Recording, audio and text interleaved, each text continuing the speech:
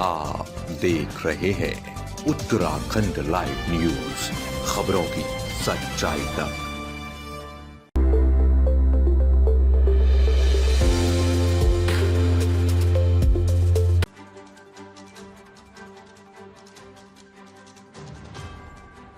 Champawat gangrape पर कांग्रेस का जोरदार विरोध। धामी सरकार का पुतला फूका, बेटियों की सुरक्षा पर सवाल।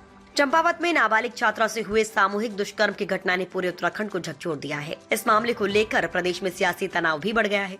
महिला अपराधों में लगातार बढ़ोतरी को लेकर कांग्रेस ने राज्य सरकार पर तीखा हमला बोला। देहरादून के कैंट विधानसभा क्षेत्र स्थित यमुना कॉलोनी चौक पर युवा कांग्रेस नेताओं और कार्यकर्ताओं ने जोरदार प्रदर्शन किया। प्रदर्शनकारियों ने मुख्यमंत्री पुष्कर सिंह धामी का पुतला फूका और उनके इस्तीफे की मांग उठाई। युवा कांग्रेस नेता रितेश छेत्री ने कहा कि देवभूमि उत्तराखंड एक बार फिर शर्मसार हुई है। उन्होंने अंकिता भंडारी हत्याकांड का हवाला देते हुए कहा कि 3 साल बाद भी पीड़ित परिवार को न्याय नहीं मिला और अब मुख्यमंत्री के गृह क्षेत्र चंपावत में 16 वर्षीय किशोरी के साथ हुई दरिंदगी ने प्रदेश की कानून व्यवस्था पर गंभीर सवाल खड़े कर दिए हैं। कांग्रेस की प्रवक्ता गरिमा मेहरा दसौनी ने भी भाजपा सरकार पर हमला करते हुए कहा कि चंपावत की घटना ने पूरे उत्तराखंड को शर्मसार कर दिया है। उन्होंने मुख्यमंत्री को महिलाओं और बेटियों की सुरक्षा सुनिश्चित करने में विफल ठहराते हुए नैतिक आधार पर तुरंत इस्तीफा देने की मांग उठाई है। गरिमा ने भाजपा की महिला नेताओं पर भी सवाल उठाए और कहा कि उनका नारी शक्ति वंदन केवल नारों तक सीमित रह गया है, जबकि बेटियां असुरक्षित महसूस कर रही हैं।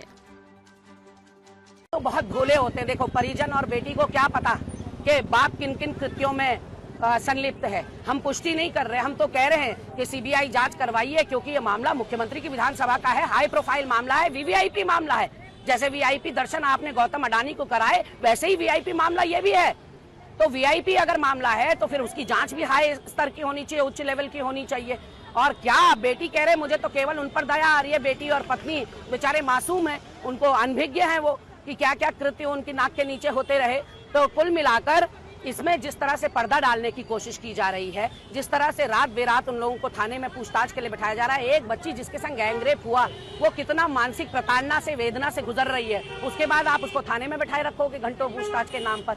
तो कहीं ना कहीं आप देखिए, आज सुनने में आ रहा है, मैं पुष्टि नहीं कर रही हूँ इन बातों की, लेकिन सुनने में आ रहा है कि प्रलोभन दिया जा रहा है पीड़ित परिवार को।